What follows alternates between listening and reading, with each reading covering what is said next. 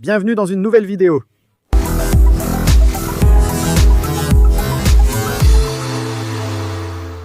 Comme vous l'avez déjà vu dans la vidéo de l'imprimante 3D, nous avons aussi un scanner 3D. Au départ, je voulais en faire un déballage des deux parties, c'est-à-dire de l'imprimante et du scanner en même temps. Mais je pense qu'elles sont très différentes et que ce sont des choses qui méritent. Ça vaut la peine qu'on les ouvre séparément, parce que chacune a ses particularités. Et elles sont impressionnantes. J'étais vraiment en train de regarder l'imprimante imprimer et changer de couleur, ça m'a vraiment époustouflé. Alors, voir le scanner? Les imprimantes, on les connaissait déjà un peu plus. Je ne sais pas, je suis excité. Je sais que vous aimez beaucoup tout ce qui concerne la technologie et tout ça. C'est pour ça que j'ai décidé de faire 2 vidéos séparées. Et je veux que ce soit entre vous et moi. Alors découvrons ce nouveau monde, car c'est littéralement un nouvel univers pour moi. L'imprimante, on a déjà imprimé une petite pièce, le Z4, toute petite. C'est quelque chose que j'ai fait rapidement, mais elle est littéralement parfaite.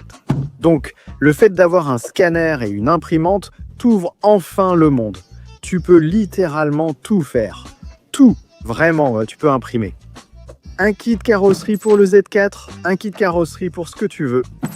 Si tu as seulement l'imprimante, tu peux l'imprimer, mais tu n'as aucun moyen de savoir si ça va être parfait. Et avec le scanner, littéralement. Tu scannes la pièce que tu veux de la voiture, par exemple l'aile. Tu la scannes et ça te donne les mesures exactes. Tout est exact. Et à partir de ça, tu commences à faire ton moule et ton impression. À l'impression, ça semble provenir de là. Alors, ça me rend vraiment très enthousiaste. Faisons l'unboxing, les frères. Regardez, s'il vous plaît, ce que j'ai entre les mains. Raptor Pro, je ne sais pas si on voit là, Creality. Je vous l'ai encore dit dans la vidéo. Comme je vous l'ai répété, c'est l'une des meilleures marques sur le marché pour ce genre de choses. Je n'arrive pas à croire que je l'ai entre les mains et je vous promets, je vous jure, qu'il va faire tout son possible pour en tirer tout le potentiel qu'il mérite. Ces choses-là sont littéralement pour les professionnels. En fait, quand on achète un kit carrosserie de Liberty Walk, les fabricants commencent par cette partie. Non, tiens, regardez ça, s'il vous plaît, pour que vous voyez à quel point c'est important et à quel point ça arrive même dans une petite mallette, dans une petite valise. Vous devez les voir avec moi.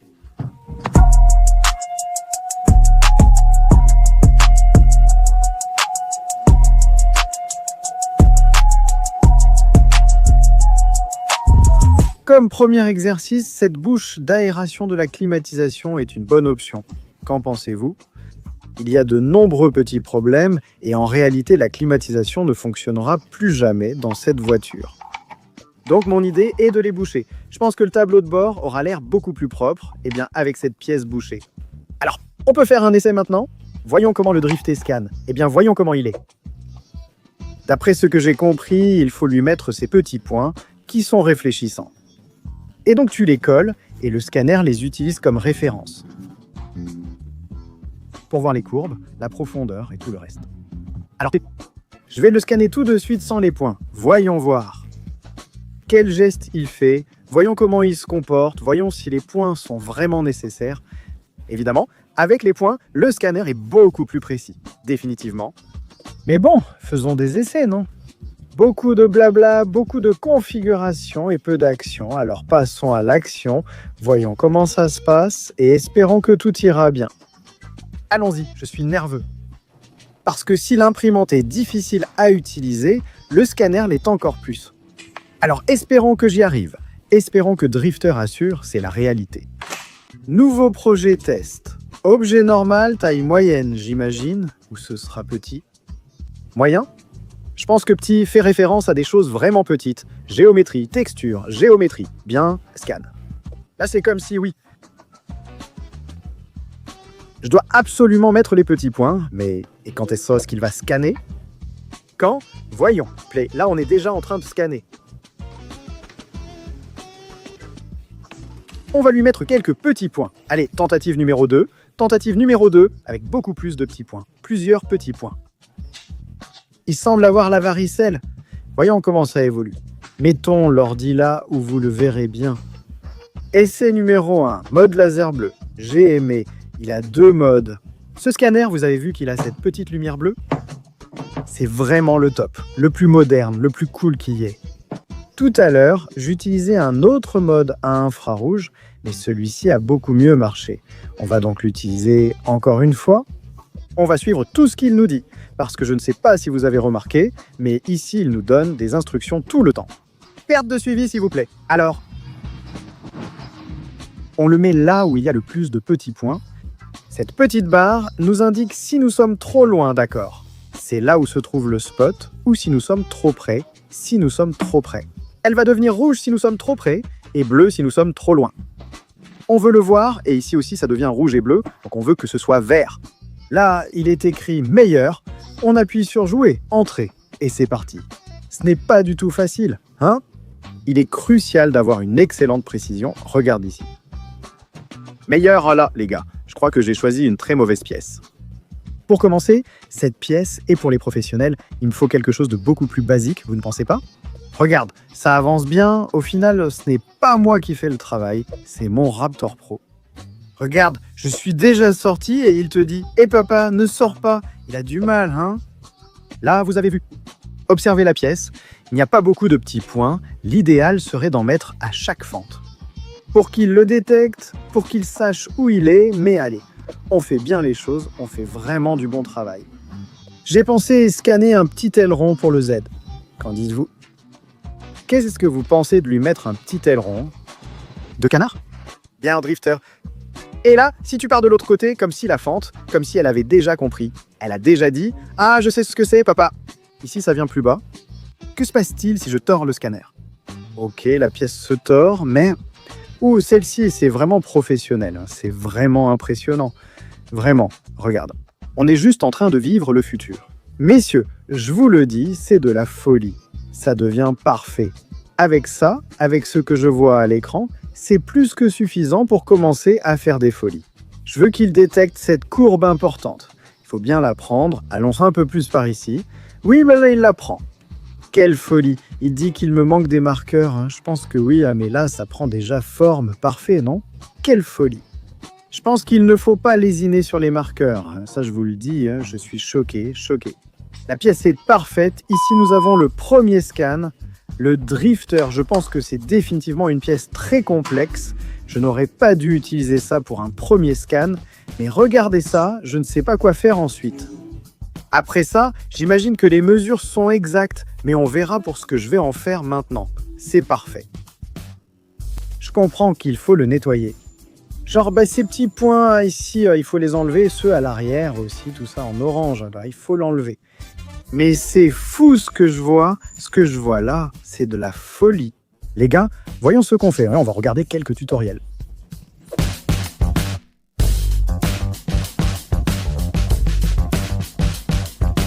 D'accord? Les frères, à cause de l'ouragan, je n'ai littéralement pas pu travailler sur le Z depuis mon arrivée. Je me suis concentré à rafraîchir ma mémoire sur l'utilisation, pas à apprendre, car je savais déjà. Sur comment utiliser les programmes de conception pour fabriquer des pièces, parce que le scan, ce n'est pas si simple, je vais vous expliquer. Ici, nous avons la pièce originale des fentes de la climatisation, que vous avez évidemment déjà vue pendant le scan. Voilà, je l'ai ici en référence. Si vous aviez un doute, regardez. J'utilise ce programme, c'est juste pour que vous ayez une idée. Ceci est la pièce que Drifter a faite, on va la déplacer tout de suite, et voici le scan tel que je l'ai scanné. Cette pièce avec la rondelle d'ici que j'ai déjà enlevée. Nous l'avons scanné, et c'est sur cette base que nous avons fabriqué Score. La petite roue est posée là pour faire tourner l'appareil. J'ai essayé de faire en sorte que ce soit comme ça. Le plus proche possible du scan, donc littéralement, c'est comme ça que ma pièce est sortie. C'est celle que je vais utiliser. Voici le scan. Si vous regardez ici, il y a le trou de la vis, c'est celui que vous voyez ici.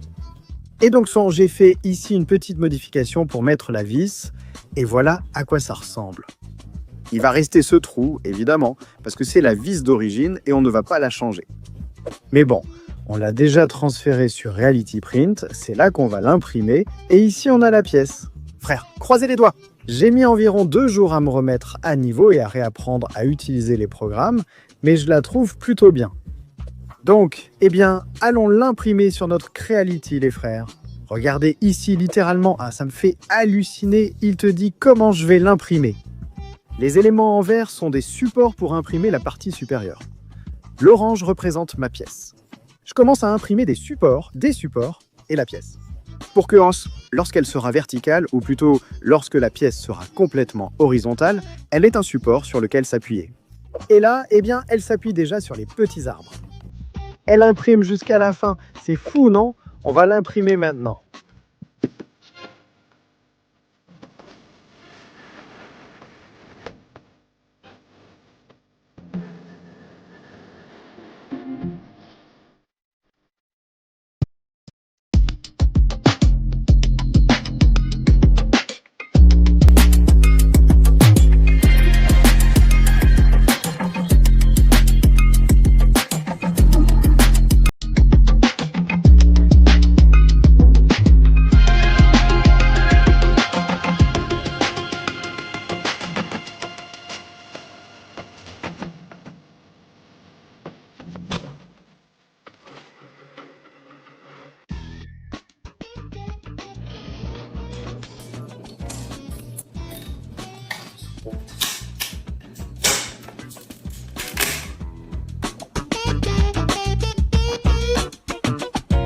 La vérité, mes frères, voyons voir comment ça a rendu.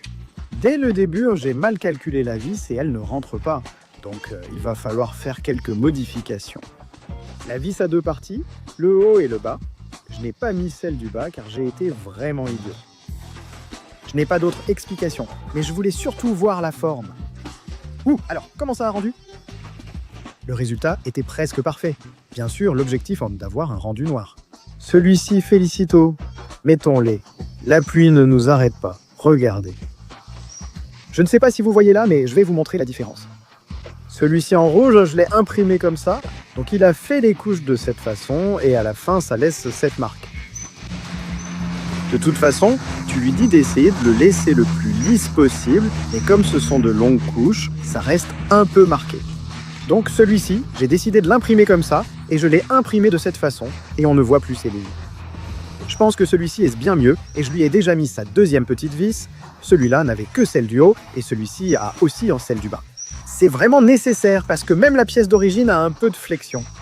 Donc si tu visses en haut, la partie du bas reste un peu lâche et même elle flotte un peu.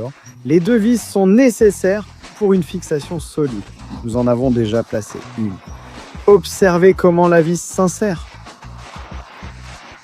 Effectuer ces tâches sur ordinateur fait toute la différence. Ça rentre parfaitement. On va l'installer pour voir le rendu, car de toute façon, ça a l'air très joli. Mais même pas ça, c'est fou, rien, tout s'aligne parfaitement. C'est dingue, c'est fou les frères. Et ça a toujours été comme ça ici. Regardez la précision de la pièce, s'il vous plaît. Le drifter a eu une défaillance minime, mais c'était de la folie. La courbe est identique à l'original. Le blanc que vous voyez est dû au talc que j'ai appliqué. Parce qu'on est en train de le scanner, en fait je n'ai même pas de volant, on est en train de scanner la console. Mais regardez juste le résultat de cette pièce, s'il vous plaît.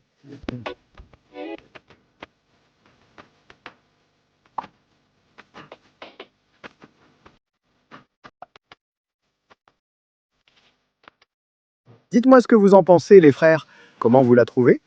En vérité, le drifter y a consacré beaucoup de temps. Ce n'est vraiment pas facile d'obtenir ce résultat. Scanner et transférer un document dans un nouveau programme est difficile. Cela nécessite de passer par plusieurs étapes. Le scanner génère un fichier que tu dois convertir dans un autre format. Le convertir en maillage ou en surface dans un programme, puis l'enregistrer et le transférer dans un autre programme. C'est là qu'il faut fabriquer la pièce à nouveau, puis la transférer dans un autre programme. Pour le mettre dans la position où tu veux l'imprimer, puis l'imprimer. Ce n'est vraiment pas facile, honnêtement. Ce n'est pas pour rien que ce n'est pas si courant, c'est assez compliqué, mais ça me plaît, c'est le genre de choses que j'aime faire. Hier, j'ai passé toute la journée sur l'ordi à modéliser la pièce, et j'adore ça. Ça fait partie de ce que j'ai appris pendant mes études. Je suis vraiment très content du résultat. On va faire quelques prises tout de suite pour que vous puissiez voir, juger et allez, c'est parti.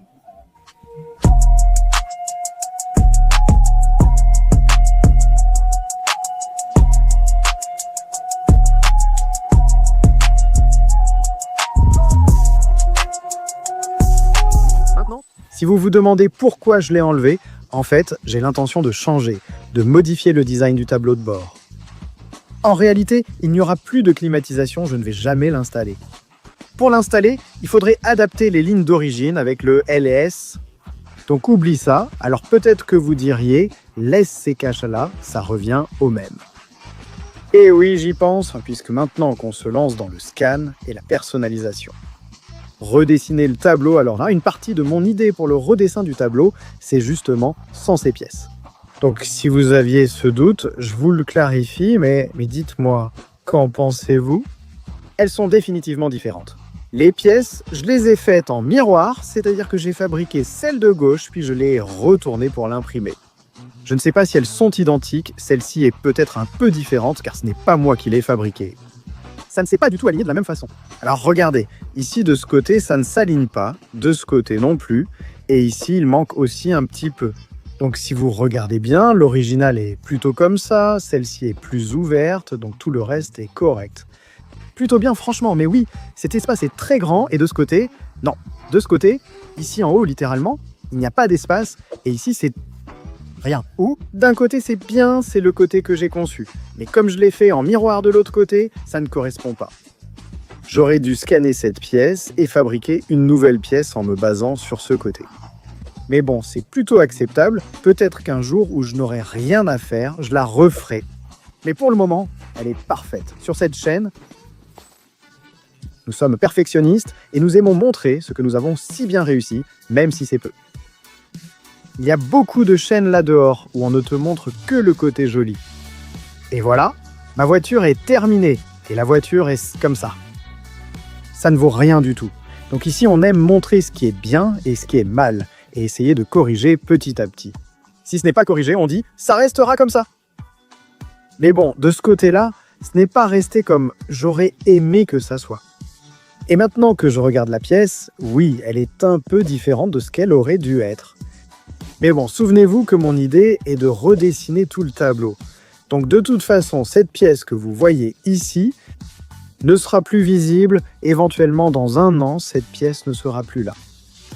Donc ce n'est pas si important pour l'instant. Ce qui m'importait, c'était de tester le scanner et il a parfaitement fonctionné. Merci Creality pour ce scanner. Il est spectaculaire. Il est, je vous le dis, on dirait un scanner industriel, comme ceux que les grandes marques utilisent pour scanner. C'est-à-dire, ils disent qu'il est millimétrique, je ne sais pas. Les mesures qu'ils donnent sont littéralement parfaites, avec une erreur de 0,0001. Pour ce que fait le drifter, c'est parfait. Donc définitivement, s'il y a une erreur, croyez-moi, c'est de ma faute, mais bon, voilà. J'espère que vous avez aimé la vidéo, les frères. Je suis vraiment enthousiaste, c'est super et parfait.